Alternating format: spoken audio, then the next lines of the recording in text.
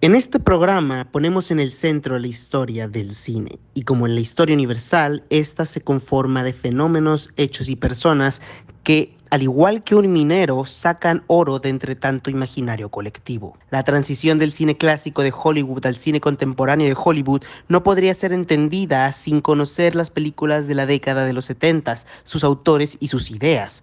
Por eso hoy le dedicaremos una hora a esta magnífica década del cine norteamericano en nuestro nuevo viaje a la luna. Bienvenidos.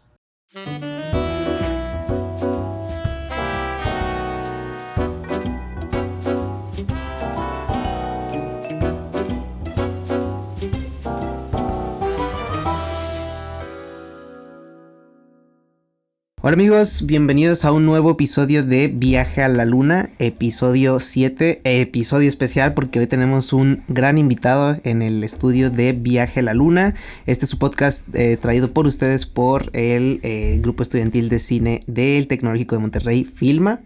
Y hoy vamos a hablar de un tema muy divertido que a mucha gente le puede llamar la atención, a nosotros sin duda nos llama la atención y que si no lo sabían, los que no conocen mucho el cine de los 70s, podrán descubrir pues grandes películas y por qué es tan importante esta etapa en la historia del cine norteamericano. Como ya saben, abajo en la descripción tenemos la lista de películas de las cuales vamos a hablar, pues elementos de la trama que son importantes, para que sepan cuáles películas vamos a hacer spoilers y que estén seguros de que no se van a comer un spoiler no esperado. Entonces, ahí está eso. Entonces, dijimos que hoy tenemos un gran invitado, es porque hoy tenemos en la cabina de Viaje a la Luna a Josu Cantú de la página de Instagram y del canal de YouTube No Tan Geek. Bueno, igual no, sí. Ah, ok, para dar no les vamos a spoilear la escena post créditos de sí, Taxi Driver, si no tiene caso. Pues claro, ¿verdad?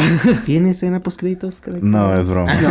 Es un chiste. Okay. Sí. Pues para dar un poco de contexto, Josu Cantú es aquí de Monterrey, ¿verdad? Sí. Y él tiene un canal de YouTube, una página de Instagram desde la pandemia y una página de internet que es No Tan Geek, donde él habla de cine, de sus películas que le gustan y de las cuales no les gustan y las cuales él ve. Y también es maestro del Tecnológico de Monterrey. Entonces aquí está presente con nosotros apoyando Filma. Entonces muchísimas gracias. por venir. Gracias por la invitación. Y por otro lado tenemos a Fer, el presidente de Filma. ¿Qué onda? Hola, ¿cómo estás? Ya un recurrente en nuestro programa. Entonces a huevo. Venimos a hablar de un tema que a mí me interesa mucho, a ustedes creo que también, que es el cine de norteamericano, justamente de los años 70, que es muy importante para mucha gente que no sepa, porque es una etapa de mucho cambio, es una etapa donde nace un cine diferente y que influye mucho en el tipo de cine que vemos hoy en día, y es básicamente la conexión entre el cine que vemos hoy y el cine clásico. Más bien que conexión, es como un rompimiento que hubo del cine clásico para sacar el cine que conocemos hoy en día, norteamericano. Justamente es un género, o más bien es un movimiento que viene influenciado por otras corrientes de otros países y que influencia corrientes de otros países, pero vamos a enfocarnos justamente solamente en el cine norteamericano y ya en otro programa podremos extendernos a otros países. Entonces, tengo una lista, realmente son muchas de las películas, son muy conocidas. Estamos hablando de películas como El Padrino, El Exorcista, realmente hay en todos los géneros también. Entonces va a ser una conversación que tiene, creo que, mucha carnita, aunque sea una conversación corta, porque Josu va al cine. Porque él es buen cinéfilo, ¿no? Ándale, exacto, va al cine a ver Black Panther, Wakanda Forever. Entonces sí, para dar un poco de contexto, vamos a ver por qué es que el cine norteamericano es importantísimo. De los años 70, obviamente, y sobre todo independiente, que no sé ya si diría independiente porque tiene un apoyo grande de los estudios por detrás, pero así se le llama. En Hollywood, lo que vendría siendo el Hollywood clásico, esto ya es en cuestión de la industria, había un sistema muy marcado, que es el sistema de contratar todo el equipo técnico y el equipo artístico de una película y que la película sea realmente como de productores. O sea, es un estudio, ya sea la Warner, ya sea Universal, la MGM, ¿cómo se dice? Metro Goldwyn Mayer. Tenían sus directores contratados y ellos se encargaban de hacer muchísimas películas. Ajá, sí. Este es lo que vendría siendo el cine clásico norteamericano. Pero es como alrededor de los 50 que llega la televisión, que es la explosión de la televisión, que empieza a haber una generación llamada la generación de la televisión, ajá, que son autores que se dedicaban a hacer películas pues para televisión, porque es cuando está el auge de este medio. Y eso afecta directamente a la industria de Hollywood. ¿Cómo afecta a la industria de Hollywood? Pues nace otra corriente que va en contra de esta generación de la televisión, que vendrían a convertirse luego en la generación de los 70s del cine norteamericano. ¿Algo que decir? Pues sí, o sea, yo no conozco como todo el contexto, pero sí sé que este cine vino después de lo que le llamaron la edad de oro del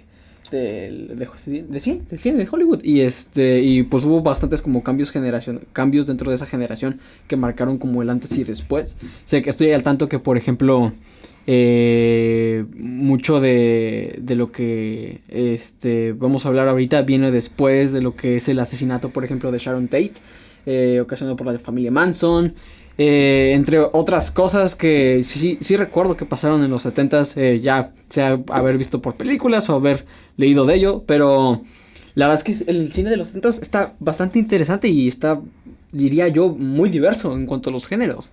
Uh-huh. Porque, digo, aquí tenemos lo que va a ser, lo que es Rocky y Star Wars, por ejemplo, dentro de que son dos géneros completamente diferentes, ¿no? Y en la misma década. Y claro, también está, por ejemplo, películas como El Padrino, uh-huh, que es otro género totalmente diferente a estos anteriores dos. Uh-huh. Entonces sí, es bastante interesante cómo dieron ese salto y cómo empezó a hacerse como el cine de autor. Creo que lo que es importante que mencionaste es que antes era como que los estudios, uh-huh, o sea, no sé, estaba todo este movimiento de las películas de monstruos de Universal. Uh-huh. O sea, no te acuerdas de los directores, ¿verdad? ¿Te acuerdas que son las películas de Universal de los 40, 50? Sí. Y aquí empezaron, digo, si lo quieren ver cómo influyó también hoy en día a la gente que está escuchando, como que aquí empezó mucho, tú dijiste el cine de autor, empezó como que, o sea, de aquí sale Coppola, Spielberg, claro.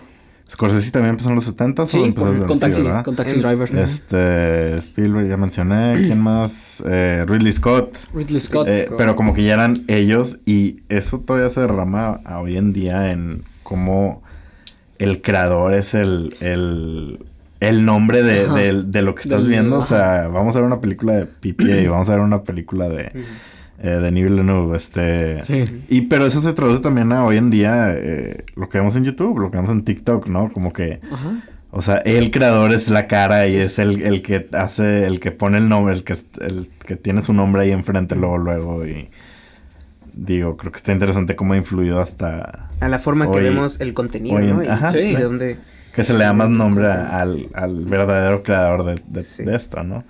Sí, el cine de los 70s, que también, a ver, hay que un poco diferenciar los conceptos, que es el nuevo cine americano, que el nuevo cine americano acoge lo que vendría siendo el cine de los 70s. Obviamente no es que aquí empiece justo en el año 1970 y termine justo en 1979, sino que el contexto ya es diferente, pero podríamos resumirlo de alguna forma, que cuando llegan los estudios a verse enfrentados a esta generación de la televisión, obviamente para contraatacar, lo que hacen es tomar autores jóvenes y amateurs, pero muy prometedores, y vienen en dos generaciones y empiezan a darles algo muy importante, y que algo que es clave es la libertad creativa absoluta. Ellos uh-huh, tenían la libertad creativa absoluta, algo que no pasaba en el cine clásico, por supuesto, porque era una película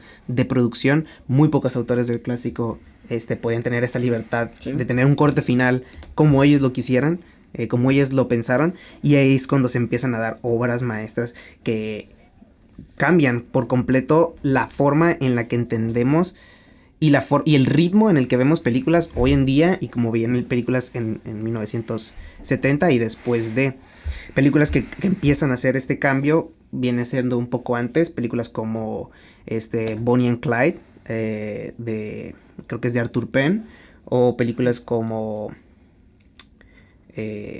incluso el mismo, la misma película, ¿cómo se llama?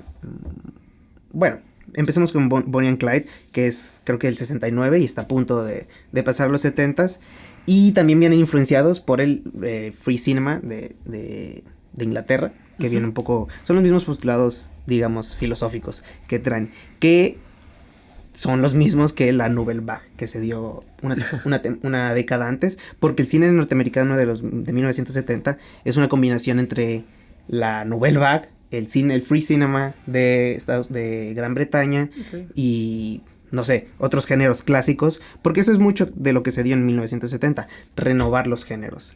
Sí. Con este cambio de ritmo venía una renovación de los géneros, y mucho de ello es mezclar géneros, como en Star Wars. Sí. Por ejemplo.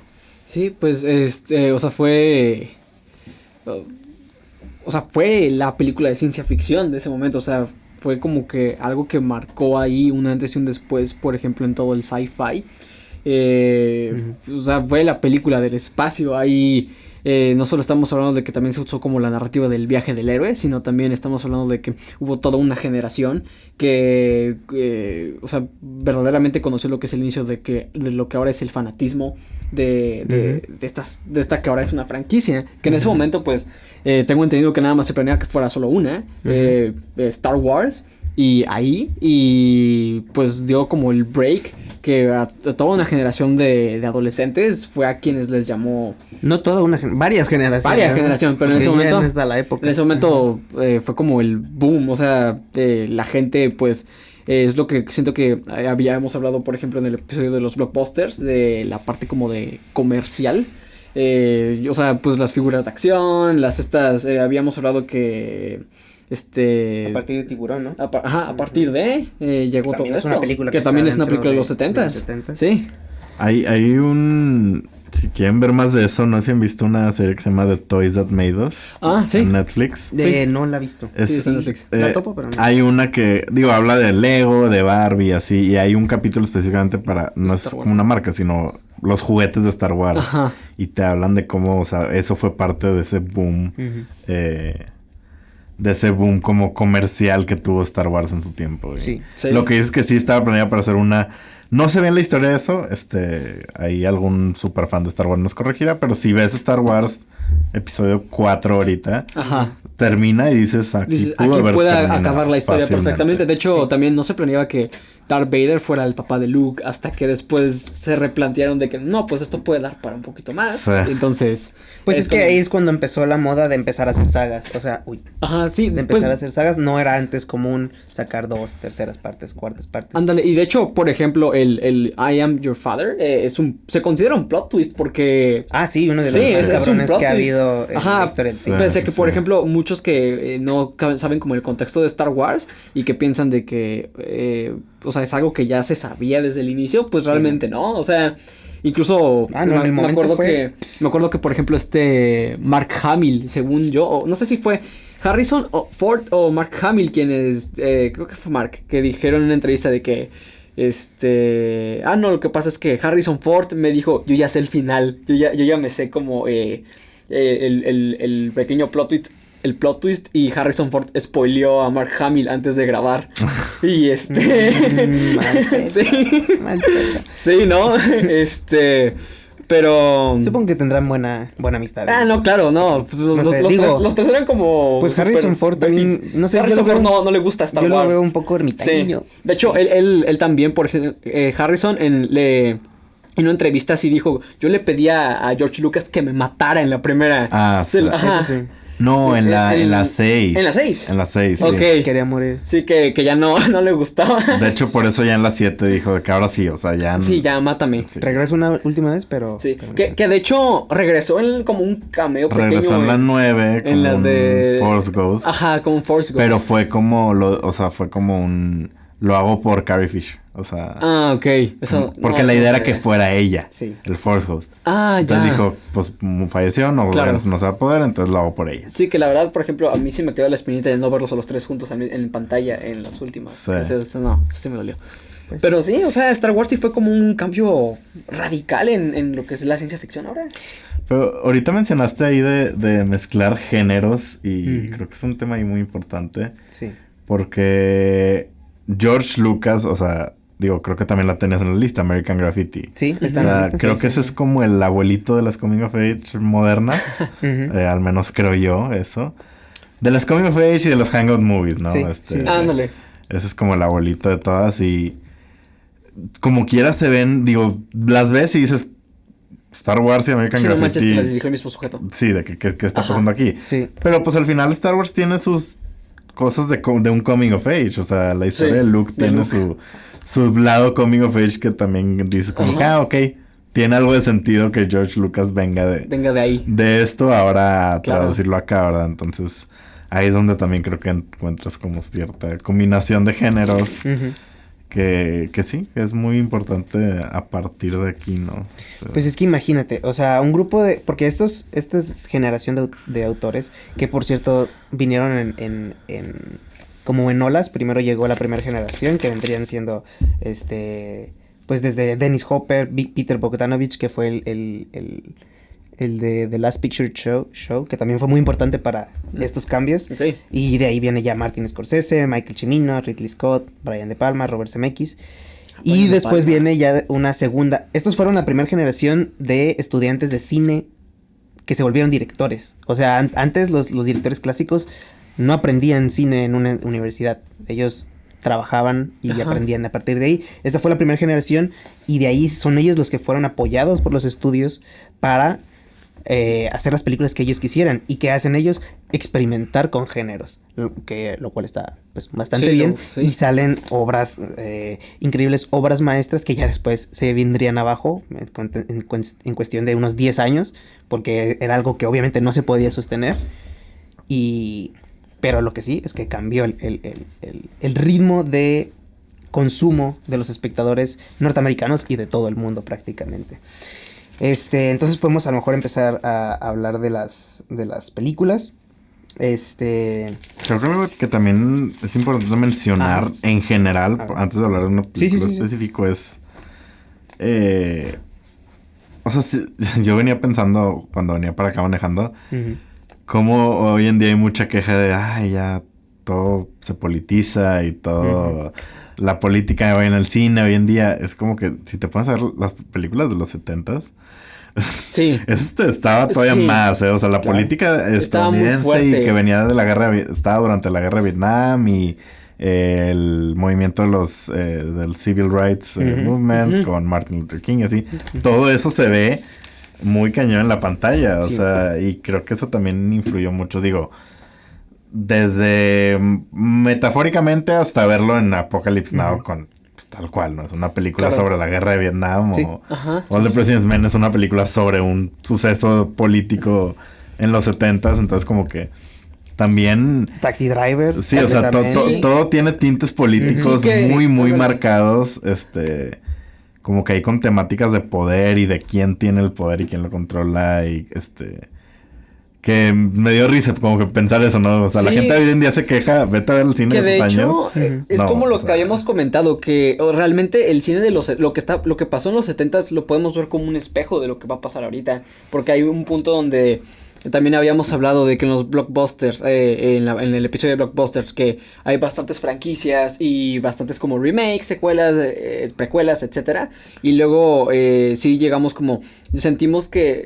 la conclusión donde sentimos que el cine va a encontrar un punto, si no es que ya lo está encontrando, donde va a dar como el pic, o sea, va a repuntar otra vez, porque va a estar reconociendo después de toda esta como digamos monotonía de franquicias, va a reconocer ya más a los autores nuevamente. Ojalá que sí, Y se está viendo, o sea, Netflix, por algunos autores ahí que están ahí. Tendrán sus matices, pero creo que ya se apoya un poco más el cine internacional, se conoce un poco más, creo que hay más acceso a, y son ellos los que, o sea, fuera de Estados Unidos donde se está haciendo el cine que pues igual queda marcado para esta. Claro. Porque digo, Estados Unidos también está haciendo su cine y que va a quedar marcado. Sí. Pero en cuanto a calidad cinematográfica, yo creo que ahorita es Europa y Latinoamérica los que está dominando el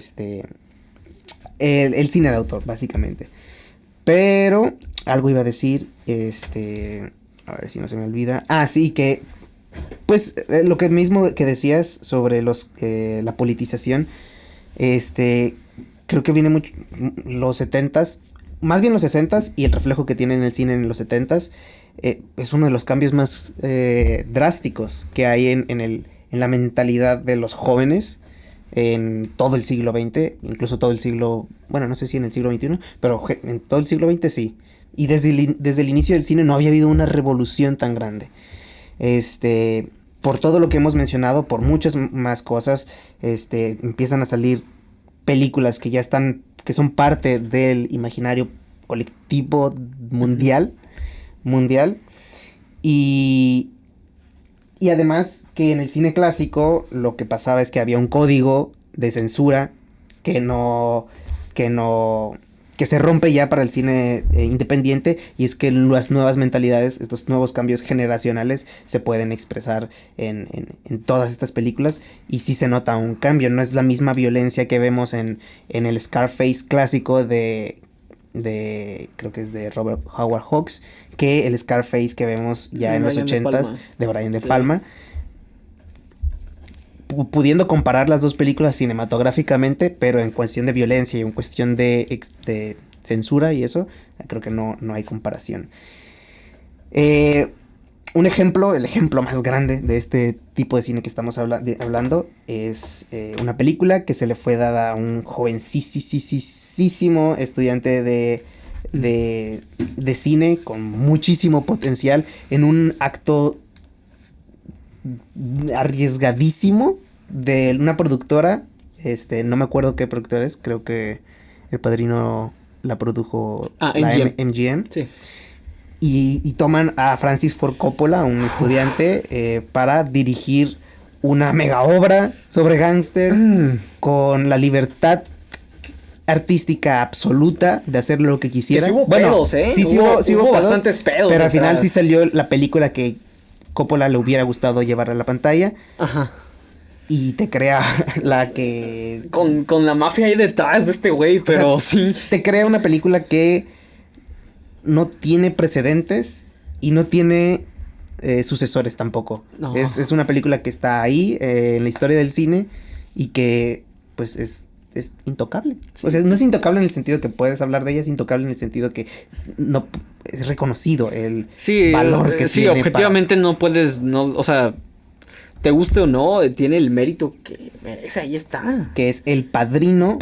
La adaptación del libro de Mario Puzo, del mismo nombre, El Padrino, que adapta Francis Ford Coppola, le escribe junto a Mario Puzo. Y ¿qué libros son las 3 películas o no? Creo que porque es un libro gigante, ¿no? Sí. No me acuerdo si era un solo libro. Hay uno, pero la segunda parte habla de el hijo de Sony. No, es una... habla de un aspecto de Sony. Según yo, el hijo de Sony, pero no es Vincent, es el otro hijo de Sony.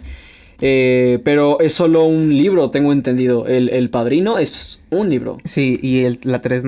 se la sacaron de la manga. Sí, la 3, por eso la 3 es la 3, o sea, o sea, la verdad es que la primera y la segunda puedes ver, y si hubieran acabado en la segunda, hubiera estado perfectamente, porque esa última toma yo siento que es bastante poderosa, como el espejo de Michael Corleone, de cuando era joven y hacen como esa fiesta de cumpleaños, al espejo de Michael Corleone solo, siendo el villano de la propia historia, abandonado, perdió prácticamente todo. Entonces, yo lo veo como el final de la historia de Michael Corleone. Y ya la tercera no es mala, pero no es parte 1 y parte 2. ¿Tú cómo ves, Josu? ¿Cómo te posicionas frente a esta película que a veces... yo creo, en lo personal me pasa a mí, es que este tipo de películas tan grandes a veces me superan. O sea, como que es demasiado y no sé por dónde empezar. Sí, a mí me causa algo hablar de ellas porque es como que, ¿qué más puedo decir? Sí, Que no se haya dicho. O sea, como que, pues sí, es el padrino. Claro, o sea, Es el padrino. ¿qué puedo aportar? Sí.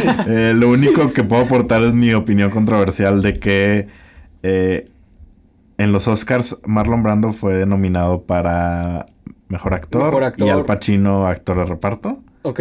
Para mí es al revés. Sí. O sea, sí, para mí siempre ha sido la película de Al Pacino. A mí no me claro, gustó tanto claro. que... Creo que Al Pacino se enojó porque lo nominaron a... No fue. Estoy seguro que no fue. quien no fue Robert De Niro tampoco fue en la siguiente. Sí, no, quien no fue tampoco. Y quien mandó a alguien para recoger su premio fue... Marlon Brando. Ah, sí, es cierto. Lo mandó a alguien, le valió, de no, verdad. pero Pacino tampoco fue. Pacino tampoco fue. Protestando por category fraud. Es que sí. Sí, es su película. es la historia de Michael. Es la historia de Michael. Es la historia de Michael, es la historia de cómo se le pasa sin el ninguno de manto los del dos. padrino. O sea, y Vito cómo se la pasa en corrompe. coma 2 de las 3 horas.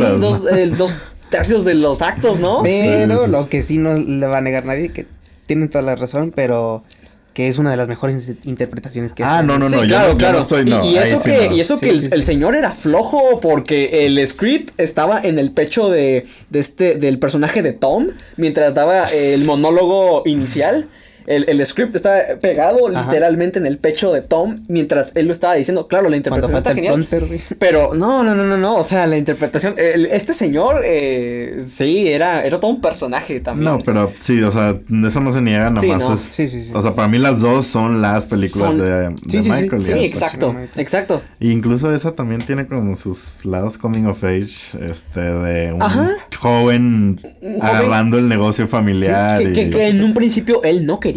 Yo me acuerdo una vez hablé en un podcast de esa película con un amigo y le dije, este es un coming of age, y él fue De mafiosos. ¿de qué hablas? ¿Cómo? Y yo dije, pues sí, o sea, ¿Cómo? si lo ves, Es que... de cierta manera sí es. Eso lo hablamos en el podcast que ahora que grabamos sobre el coming of age, que el coming of age siempre pues viene en el aprendizaje, ¿no? En el crecimiento. Ajá. Y Es el crecimiento psicológico, la maduración psicológica. ¿Cuántas películas no hablan sobre eso? Ajá. Incluso desde el inicio del cine. Sí. Incluso desde Charles Chaplin. Sí, pero, o sea, no sé, El Padrino, la verdad... Pues, no, es un monstruo esas dos películas. Sí. Sí, ¿no? Sí. Y luego también, esa película, por ejemplo, fue de las primeras películas que vi cuando tenía, ponle tú, mi abuelo me la puso, las dos, junto con Scarface, y no me acuerdo cuál era la otra, Goodfellas. ¿A qué se dedicaba tu abuelo? No, mi abuelo no era cineasta ni nada, pero me las puso, porque le encantaban esas películas, y me las puso cuando yo tenía como 4 años. Y de ahí dije, cine. Pero aún así. Igual siento que no procesas, ¿no? No, Claro que no, o sea, yo veía de que, mira qué divertido, pero a la vez. Yo creo es que como El de- Padrino lo vi como, o sea, yo me dispuse a verla porque obviamente había escuchado de ella de niño y así, y me puse a verla como a los 14, 15 años. No entendí nada. Sí, no, Pero yo sí. sí, eso sí que es bastante disfrutable para una persona que no esté muy familiarizada con el cine de esta época. El Padrino siempre es una muy buena primera opción porque es, para empezar, por un lado estás viendo historia del cine. Sí, y en por otro vivo, lado estás viendo una película que es objetivamente muy buena. y por otro lado te la estás pasando bomba porque ver simplemente las fotografías que te manufacturaron para El Padrino, el director de foto que no me acuerdo, pero entre él y Francis Ford Coppola, las imágenes que estás viendo son increíblemente Es que disfrutables, esa entran por película los ojos directamente. Esa película sabe muy bien cómo generarte suspenso. La escena del restaurante, la primera, cuando Michael mata por primera vez Es una a gran alguien escena. por parte de la Es una gran escena. O sea, el tren, la tensión que se siente, el cuadro se va acercando más a los rostros. Sientes todo y es en cuestión de minutos cuando la vida de Michael cambia completamente antes de que se vaya a Sicilia y se vaya a refugiar ahí. Pero sí, la verdad es que esa película nada le va a quitar ese mérito que tiene porque es muy buena. Y sorprendente, o sea, por todo el contexto que lleva detrás. Francis Ford Coppola, un estudiante recién graduado que había hecho 5 malas peliculillas por ahí y viene y te hace esto. Sí. Te quedas loco. Y argumentablemente creo que fueron como sus masterpieces porque después de eso, en los 70 también saca Apocalypse Now. Pero después de eso, de hecho, entre El Padrino 1 y 2 saca una, creo que con... La conversación. La conversación, pero según yo sacó otra, ¿no? No. Bueno, es que fue un año... Solo sé que hubo una ahí, entonces después del Padrino 2, que no fue Apocalypse Now, que sí estuvo como que dices, ¿es en serio de que el que hizo El Padrino 2? Es que él hizo... Pero ¿No hizo el Corazonada? El musical que fue un fracaso y eso hizo que el cine independiente, justamente vamos a llegar a eso, una de esas películas creo que es Corazonada de Francis Ford Coppola, que fueron un fracaso industrialmente y los estudios empezaron a restringir más el dinero, a soltar así tan fácil el dinero a estos autores y fue que el cine de los 70 pues cayó. Sí, porque sé que Francis ya después de eso no hizo como Pero durante los 70 fue su década completamente. El Padrino 1972, obra maestra absoluta. La Conversación de 1973, obra maestra absoluta. El Padrino 2 de 1975, otra obra maestra absoluta. Y Apocalypse Now, otra obra maestra absoluta. ¿Qué pregunta? ¿A ustedes cuáles les gusta más, la parte 1 o la parte 2? Yo las tengo muy igual, no, ¿sí? No puedo decir. ¿Las tienes en el mismo? ¿Sí? Yo creo que son igual perfectas, pero la 1 la disfruto más, yo creo. Fíjate que yo disfruto un poquito más la 2. Me gusta mucho, o sea, la verdad me gusta mucho el personaje de Michael como... O sea, ves la transformación desde la boda de Connie, su hermana, hasta el punto donde ahorita en la segunda está totalmente o sea, se corrompe completamente. No sé. Y por ejemplo, me gusta mucho porque también me acuerdo que en una entrevista, en una round table de puros actores, estaba ahí Matt Damon y dijo, le preguntaron de que, porque Matt Damon en ese momento había trabajado recientemente con Martin Scorsese, y le preguntan a Matt Damon qué es lo que Martin opinaba de cuál era la mejor de las dos. Y Matt Damon dijo, no, pues yo un día de que le grité de que, hey, Martin, de que El Padrino 1 o El Padrino 2. Y Martin, la 2 obviamente. Y y hay otra entrevista donde Martin como que da como su opinión de la 2 y da como que su análisis y todo eso. Y no sé, o sea, la 2, la verdad, sí se me hace muy buena por como el arco de Michael, de cómo lo hacen el villano de su propia historia. Y es un muy buen lead, no sé.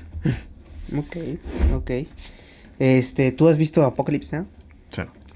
De hecho, ¿vamos a hablar de esa? Sí. O sea, mi opinión controversial, tal vez.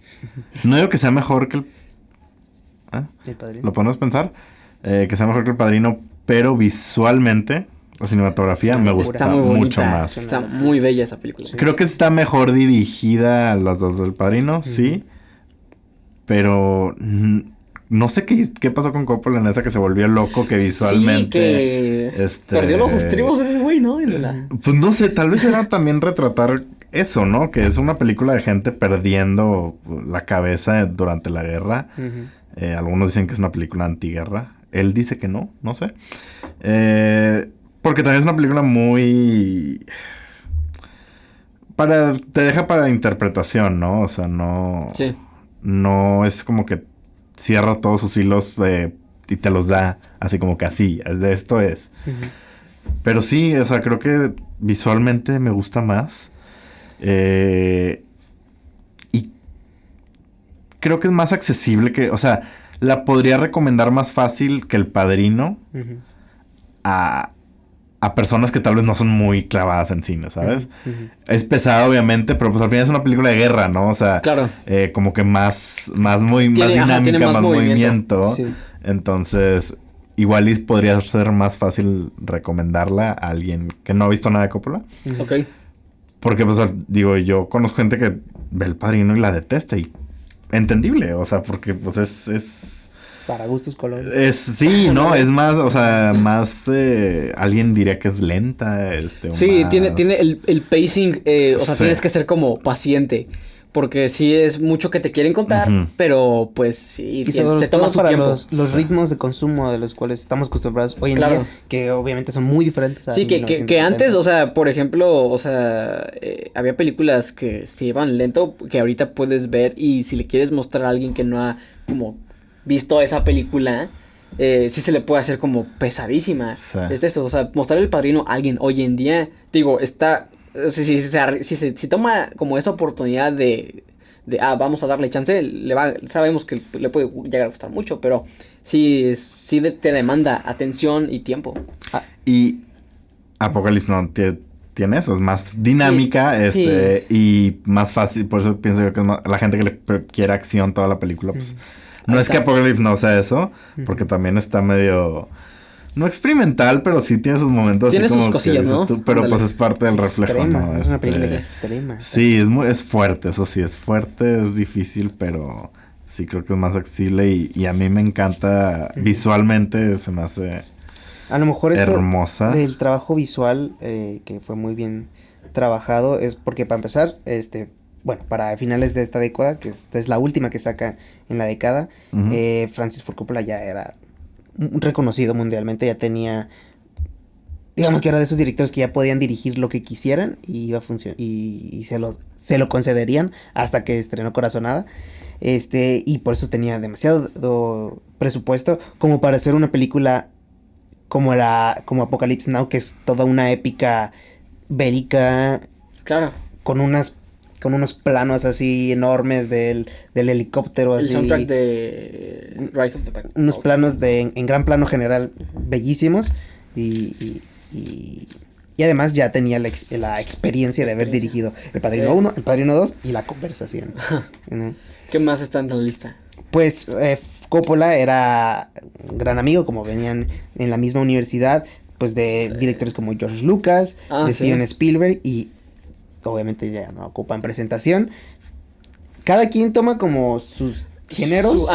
Como sus géneros. Y Francis Ford Coppola. Si Francis Ford Coppola y Steven Spielberg y Brian De Palma se van como a los gangsters.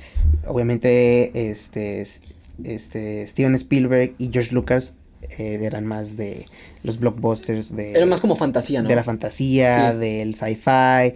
Que Spielberg no empezó así, O sea, Spielberg empezó con Duel empezó con algo más grounded, ¿no? O sea, empezó Duel y Sugarland Express, que eran como... no heist, pero de persecución y era como medio western también, en cierto momento. Era como un estilo muy como aterrizado, a diferencia de lo que hizo en los 70s, que según yo es la de Encuentros Cercanos del tercer tipo. Fue primero Jaws. Bueno, y luego ya Tiburón también es de 70s. Bueno, sí es cierto. Pero, por ejemplo, ves Duel y ese es de un señor en un carro en la carretera y lo está persiguiendo una persona, un chofer de un camión, de un tráiler. Pero nunca vemos al chofer. Entonces ahí se ven también como que esas influencias más fantasiosas porque se siente como si a este señor lo está persiguiendo un tráiler. No una persona manejando un tráiler. Entonces como que el villano es este tráiler que nunca ves. ¿no? Sí. Digo que nunca ves a quién lo está manejando. Entonces ahí se ve como que ya quería meterse ahí al más fantasía y así. Y luego ya pues ya mete a un tiburón gigante. Y luego también, por ejemplo, yo siento que de las 4 personas que mencionaste, sí mencionaste 4, ¿no? Spielberg, De Palma, Spielberg, Cameron, Lucas. No, James Cameron llegó después. James Cameron llegó después. Entonces, siento que, por ejemplo, Steven Spielberg, junto con Lucas, también se centraron más como en esta parte como de los efectos prácticos, de experimentar con ese tipo de cosas. Star Wars, por ejemplo, son puros efectos prácticos en esa. Y Jaws, o sea, este tiburón y lo que habíamos contado de la anécdota la anterior vez, que no le dijeron a la chava, a la actriz de Jaws, que iba a salir un tiburón ahí para que fuera como más de método. Sí. Entonces... siento que también estuvo muy, muy interesante como esa parte de innovación en el aspecto de los 70. La otra vez escuché algo interesante de Jaws, de que refleja mucho o sea, tiene como ciertas similitudes a lo que vivimos en pandemia, porque nunca lo he visto así, pues sí fue como que, wow. Ahí uno de los villanos, aparte del tiburón, es el alcalde. el alcalde de la película, que no quiere cerrar la playa porque se vienen las vacaciones. Sí, y no me importa que haya un tiburón, no puedo cerrar la playa porque ahí está mi negocio. Discurso político. O sea, ahí es donde... O sea, no la cantidad de dinero que voy a perder por cerrar la playa es... Y luego lo comparas a pandemia, como, oye, no puedo cerrar yo mis negocios. El local, nada, porque es mi negocio. Porque es mi negocio. Entonces no podemos hacer lockdown pensando que se va a morir mucha gente. Y es como que estos paralelos ahí. No, oye, no lo había visto así, está interesante, por eso le digo que hay muchos aspectos políticos. O sea, no por nada el alcalde tiene un rol tan importante ahí en esa película. Y luego vi otro tweet que decía: el alcalde de ellos es el mismo en la segunda. Asegúrate de ir a votar. O sea, diciendo como que mira quién este hombre tan detestable seguía ahí después en la secuela. Ve a votar. Entonces, pero oye, sí, mira, o sea, qué buen como buena de publicitar. Sí, padre, Pero es que Spielberg como que siempre, por más que sea muy fantasía o ciencia ficción así, sí tenía como un punto ahí marcado. Tiene algo así aterrizado y personal. Y C.T. creo que es una de las películas más personales, ya que él te cuenta de dónde viene. Ok. Entonces sí, como que siempre le ha metido ahí su lado personal a sus películas. Como que siempre su está... Digo, ahora viene Fablemans, que de hecho, es literal su vida. Ajá, sí. Va a ser como una... yo solo he visto el tráiler. Va a ser como un estilo coming of age, ¿no? Sí. Pero también es muy como del poder del cine, así. Ok. Dicen que está muy buena. Ok.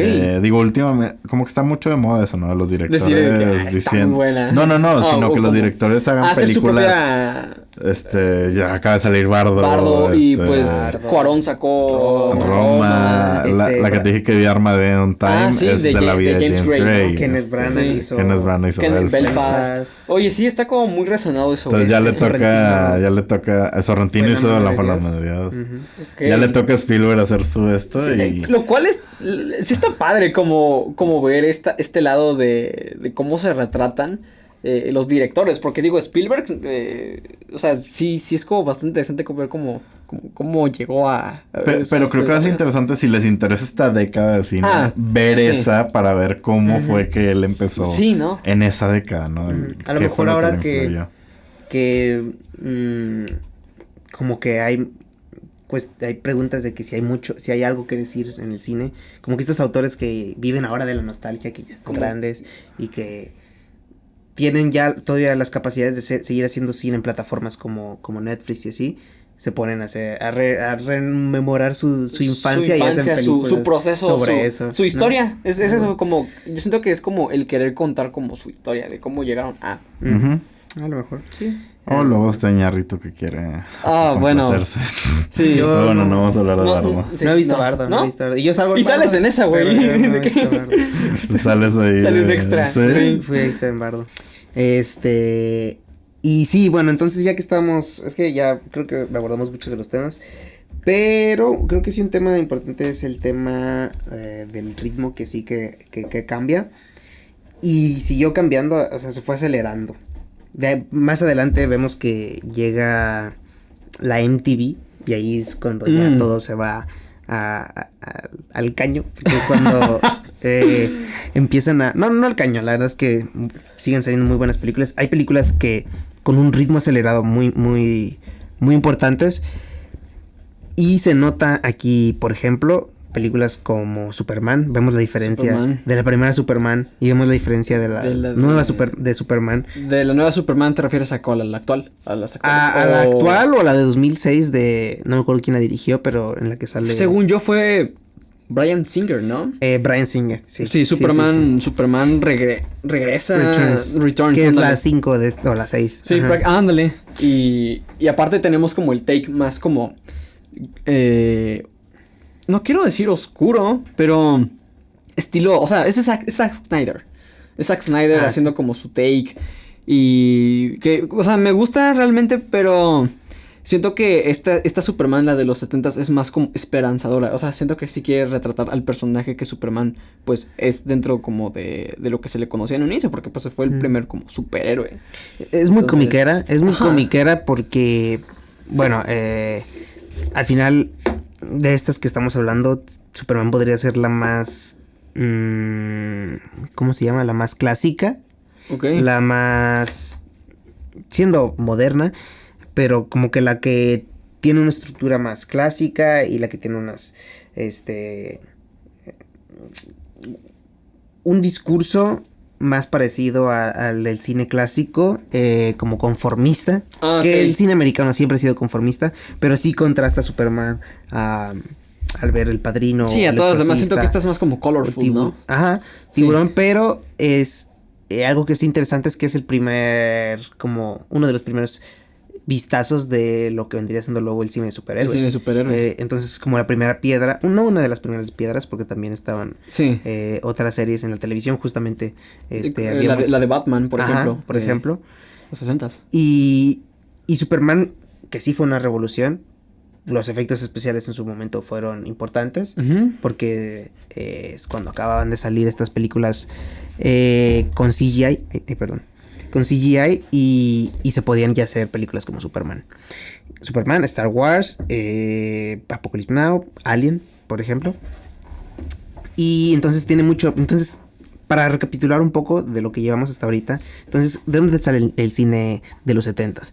De los cambios de ritmo, de la Nouvelle Vague y del Free Cinema, de los postulados filosóficos también del Free Cinema, de la revolución social que se da en los 60s, de la caída de la industria que se enfrenta al crecimiento de la televisión, que también es el crecimiento de las tecnologías, y la necesidad de los autores jóvenes, como Coppola, como Scorsese, de buscar un cine diferente.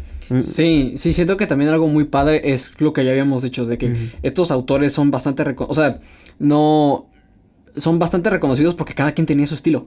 Cada quien traía su propia propuesta de género, de como la visión que tenían para hacer la película, porque cuando dices, se me hace increíble que, por ejemplo, estos, George Lucas y, por ejemplo, Francis Ford Coppola, Martin Scorsese eran amigos, pero los tres hacían cosas bastante diferentes. Que, digamos, Martin Scorsese... si bien en un futuro ya ahorita se le es conocido como por la parte de el cine de gangsters, empezó por ejemplo aquí en esta década con Taxi Driver, la cual es como lo que en un futuro vamos a conocer como la parte del cine que refleja a este individuo que no encaja en la sociedad, pero por culpa de la misma sociedad. Ajá. Como retratar a los ¿cómo se dice? A los retraídos, a las personas como que... A los alienados. A los alienados por la sociedad. Pero bueno, eso también, sí que es una película importante, Taxi Driver. De las más conocidas y de las más homenajeadas también. Pero Taxi Driver viene justamente de la Nouvelle Vague, ¿no? Se me viene a la cabeza ahorita, pues, o Los 400 golpes o Pickpocket, que de hecho justamente Taxi Driver fue escrita por Paul Schrader, un gran seguidor de Robert Bresson, que dirigió Pickpocket. Es el retratar a los personajes alienados por la sociedad. En Pickpocket, por ejemplo, podemos hablar un poco de Pickpocket. No sé si la has visto. La verdad no, esa no. Se le reconoce como... Adiós, Ingrid. Pum. Se le reconoce como padre. La neta no me gusta como decir de que esta película es padre de esta película, pero sí es se nota la herencia. Pickpocket trata sobre una película importantísima, francesa. Habla sobre un joven alienado por la sociedad que es carterista, que su condición social lo lleva a tener la mentalidad que lo vuelve un vividor de la calle, un poco de la anarquía, del individualismo justamente, y eso es algo que retoma obviamente en Taxi Driver, que es la alineación de que te lleva la sociedad, y a la vez es interesante porque es un reclamo social, o sea, es el reclamo social de la generación de los 70s, de decir de que nosotros imponemos nuestros valores de la forma que nosotros queramos, a través de la estética, a través de la violencia, obviamente no violencia incausada, pero del retrato de la violencia con sus consecuencias, ¿no? Liberar ese yugo que censura. Es un yugo obviamente que viene de parte del sistema o de lo que sea que venga. Entonces de ahí viene Taxi Driver. Por eso son películas como hermanas. Ok. Pero Taxi Driver lleva la estética a otro nivel y se vuelve obviamente más icónica. Sí, de hecho, o sea, porque por ejemplo en Taxi Driver, la película de por sí ya está bastante larga y hay algo que marca mucho como un antes y un después dentro de la misma película. Sientes que son como dos partes. Está la parte de ¿te acuerdas cómo se llama el protagonista? Travis Bickle. Travis Bickle, ándale, gracias. Está la parte donde Travis está como se explora como esta parte de la soledad dentro de la sociedad y de cómo Travis es una persona totalmente inadaptada, incluso por ejemplo en la escena donde tiene la cita con esta chava y lleva a la chava a un cine para adultos y hay algo que después de este acontecimiento donde la chava lo manda a la goma y pasa lo que pasa cuando hace como el pequeño como numerito ahí de que en el trabajo de la chava y el después que es ya cuando digámoslo, no se corrompe, pero ya hay un punto donde ya llega a su tope y ya estamos viendo a un Travis donde definitivamente ya está desatado y ya eso se termina yendo hasta lo que nos lleva. Está vaciado, ¿no? Ajá. Está vaciado. Sí, y luego ya al final es cuando vemos de que que abraza esa parte de él, donde se desata completamente. Sí, es una exploración muy densa sobre la alienación individual. Ajá. Y su contraste social, pero o sea, no sé, Taxi Driver a mí, yo la disfruto cuando la veo, no es una película tampoco que me remueva así demasiado. Taxi Driver, pues no, o sea, sí, yo soy más de la parte de Gangsters de Martin Scorsese o... No, soy más de el boxeador, ¿cómo se llama? Raging Bull. Está muy buena esa película. Sí, me encanta. Sí, es que Taxi Driver. Pero sí, es de los 80. Taxi Driver, por ejemplo, esa la vi ya un poquillo tarde. Esa fue, pues, honestamente muy reciente en cuestión, por ejemplo, de la pandemia. Porque Taxi Driver sí la había intentado ver una vez, pero no la vi completa. Entonces en pandemia fue cuando la vi bien. No, fíjate que tampoco resonó tanto conmigo. O sea, la reconozco por lo que es, pero fuera de ahí no está en mi top favoritas de Martin Scorsese. Yo creo que estoy más como en pro de la parte de Gangsters de Martin, que eso ya se exploró, dices, en los 80. También me gusta mucho, bueno, pues, o sea, entra en lo mismo de Departed, que sé que es un remake de... una película coreana. Sí, una película coreana. Me gusta mucho como Martin como da su take. Raging Bull me encanta. Pero sí, digo, está Taxi Driver, es lo que es. Es lo que es. Es también una película que se queda para la historia. Sí. Pero sí creo que yo me quedo con otras películas de esta época. Todavía.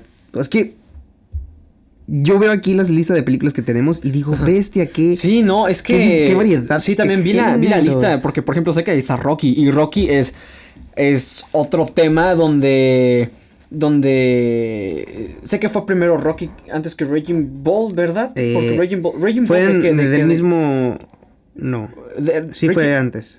Raging Bull fue después, ¿no? Sí. Porque tengo entendido que el box es el deporte más famoso en el cine. Y pues Rocky, o sea, Rocky llegó y la verdad es que siento que ahí influyó mucho la parte como las películas dentro del deporte, a este mundo. Digo, la primera me gusta muchísimo. Yo la veía mucho en el Canal 5 cada vez que la pasaban. Sí, dirigida por Sylvester Stallone. Ajá, y pues a pesar de que han sido bastantes y que la verdad, por ejemplo, Creed no se me hace mala. Las dos de Creed que llevan hasta ahorita, de las películas que les han querido como sacar más jugo de franquicias como las que estamos viendo ahorita, clásicas, creo que la de Rocky sorprendentemente, o sea, ha marchado muy bien. La de Rocky. Sí. Bueno, algo iba a decir de... que es curioso que haya tanta variedad porque... Si bien todas estas películas tienen como una base,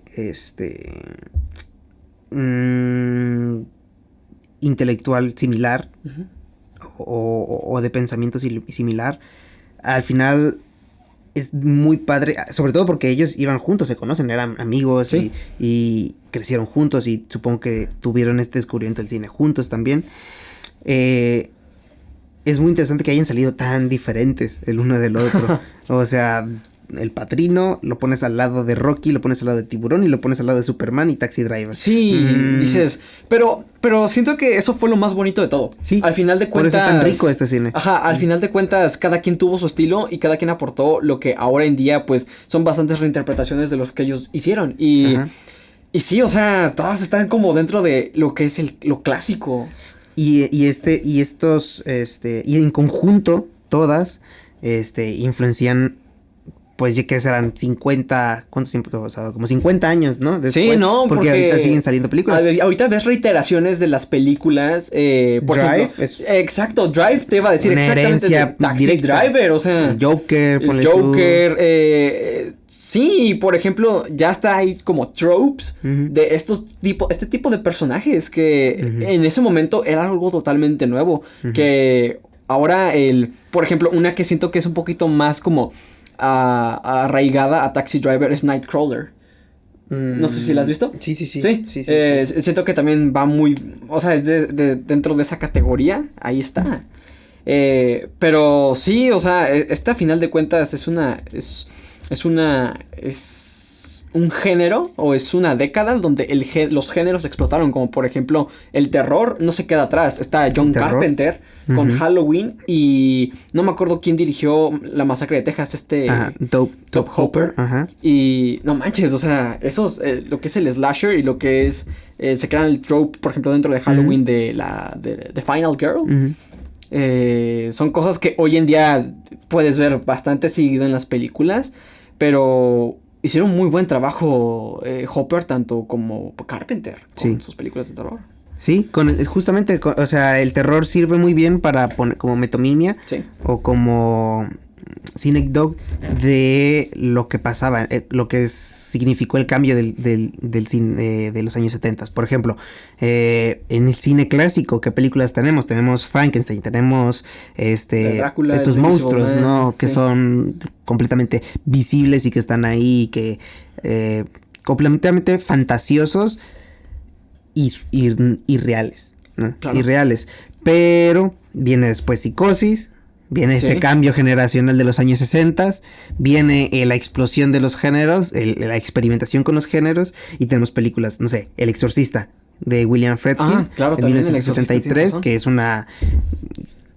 un cambio radical, y en ella puedes ver muchas de las películas, si les gusta el cine de terror actual, de las películas que salen todos los días en la cartelera Netflix de Cinépolis, puedes ver esas películas dentro del Exorcista. Esos pequeños trazos, ¿no? O otros géneros, otras variedades, porque sale El Exorcista, que es como una película de posesiones, pero también sale, como dijiste, La Masacre de Texas, un slasher completamente, hija de Psicosis, Halloween, o Alien y el octavo pasajero, que Alien, que tiene más la parte como que combina el sci-fi, monstruos, aliens.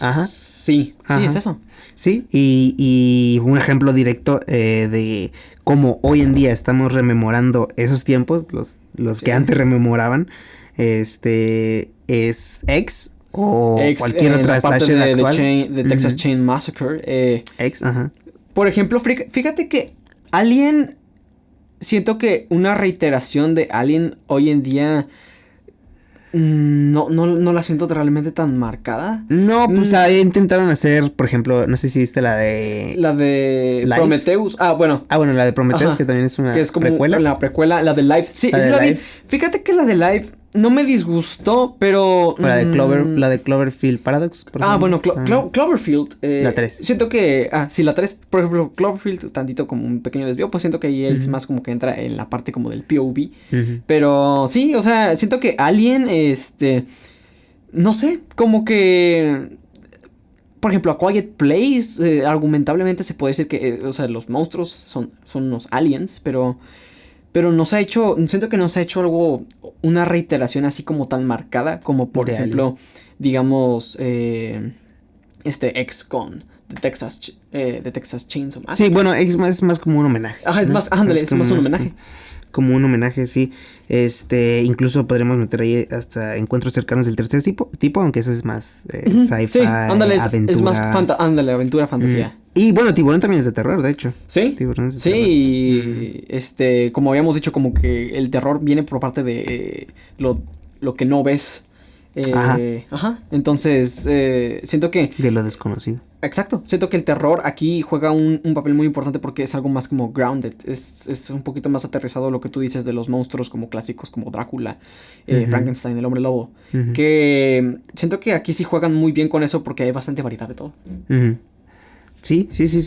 O sea, como ven, simplemente de escuchar la lista de películas de las que estamos hablando: El Padrino, American Graffiti, El Exorcista, La Conversación, El Padrino 2, Tiburón, Rocky, Superman, Star Wars, Encuentros Cercanos, Superman, Taxi Driver, Apocalypse Now, Alien, y me quedo corto, de escuchar estos, o los nombres de sus autores, o las razones de las por cuales son tan importantes, podemos poner en pedestal el cine norteamericano de los 70s, porque después vemos que muchas de las películas que nos gustan vienen de ahí. Entonces, en los 80s viene como un exceso de todo lo que inició en los 60s. Se puede decir. Un exceso tanto comercial, las películas se volvieron ya ahí le tiraban más como a ¿qué vendemos? Franquicias. Aquí pasaron de ser los directores como favoritos, Francis Ford Coppola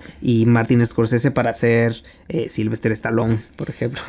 Sí, que también los 80s tiene su mérito, claro. Tienen su mérito, pero los 70s sí fue un cambio bastante radical por lo mismo de que vinieron de un cine donde era la empresa son los autores.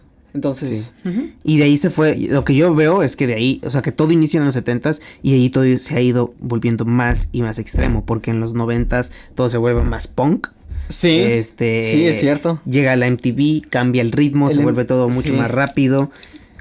Cambia la forma de que consumimos las imágenes, el DVD, el internet, y ya en los 2000, en el siglo XXI ha sido pues una locura. Cada vez todo va mucho más rápido, todo va mucho más efímero, todo es más barato también.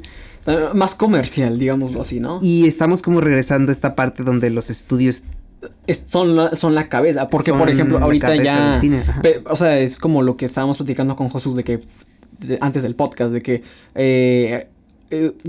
Wakanda Forever, por ejemplo, es una película que ves el tráiler y dices, aquí sí hubo un director. Aquí, por ejemplo, está Ryan Coogler, pero todo lo anterior a lo que salió, por ejemplo, de Marvel, por ejemplo, en este año, se siente que o sea, no sientes que hay como alguien detrás, que de hecho no me acuerdo quién fue Quentin Tarantino quien hizo la crítica reciente de que son manos contratadas las personas que dirigen las películas de Marvel. Y muchas veces sí. Y sí, a final de cuentas es el estudio. Warner. Son los intereses que se meten en el proceso de creación. Y por ejemplo, pero también, como ya habíamos mencionado, hay autores todavía aquí en esta década que se les conoce por ser ellos, como Wes Anderson, Robert Eggers. Estos no están como detrás de una productora que les dice qué y qué no hacer, sino ya es más libertad. Sí, aunque en lo personal yo creo que no tiene nada de malo ser, o sea, como los directores que se venden a una compañía y se vuelven empleados de ella. O bueno, se vuelven más directores de encargo, que no veo yo mal. Sí, no está mal. Pero sí poner como muy claro, con qué propósito, porque sí es importante, con qué propósito se hace una película, es un propósito personal, claro. es un... Solo para vender, entonces. Es solo para vender. ¿Qué es lo que quieres tú del autor como estudio? Si quieres a su estilo, si quieres su estilo, si quieres al autor o... ¿Quieres algo que sea parte de algo más grande? Algo más grande. Como en este caso, pues, un universo cinematográfico. Porque eso es lo que hace a la película, la persona que está detrás tomando decisiones. Porque en una película, o sea, en una película hecha por una producción, por un estudio, hay gente detrás tomando decisiones también. Claro. No hay autores, pero hay autores que con intereses... más distintos, son intereses diferentes. Como a alguien el autor que solo quiere contar su historia. Ajá. Y ya. Pero... O una historia. Ajá. De su forma particular. Pues sí, o sea, realmente, casi no entramos mucho en las películas. Teníamos poco tiempo también. Sí, pero fue un buen análisis. Pero es un análisis, creo que ha sido el análisis más... De los 70s, ajá. Ha sido el análisis más así profundo en el que nos hemos metido. Porque verdaderamente sí es un reflejo. Hay mucho que decir, y aquí en este podcast nos quedamos cortos inclusive. Claro. Al final somos estudiantes de... de otras cosas que no son de cine, entonces... Sí, conocimientos hay más que no hemos explorado que nos falta todavía. Pero bueno, al final este es un programa que queremos compartirles a los estudiantes del TEC, desde otros estudiantes del TEC, para los cinéfilos que estudien en esta bonita institución. Y pues donde podamos recorrer para que vean los demás que a nosotros también nos gusta explorar la historia de algo que nos apasiona tanto como es el cine. Entonces así es como acabamos el episodio del día de hoy. Sexto episodio que grabamos, no sé si ya... ¿Sexto o séptimo? Séptimo. No de esos dos, pero ustedes ya lo verán en... ya se está terminando la temporada de este semestre. Pero aún tienen otro programa por ver, así que esténse muy al pendiente, al pendiente de las redes de @filmamty, que estamos haciendo proyecciones. Ahora acabamos de tener el especial de Halloween que proyectamos el mero día y proyectamos Psycho y Psicosis y Train to Busan. Ajá, Train to Busan, 2 películas de terror. Y tuvimos bastante asistencia, entonces se pone bastante divertido. Para los que les interesa saber más sobre film, esténse ahí al pendiente de las redes y ahí estamos publicando todo lo que hacemos. Somos chavos muy cotorros, muy divertidos, así que acérquense sin pena. Y nos estamos viendo en los siguientes episodios de Viaje a la Luna. Yo soy Jaime Orantes y les mando un fuerte abrazo a todos. Fer, si te quieres despedir.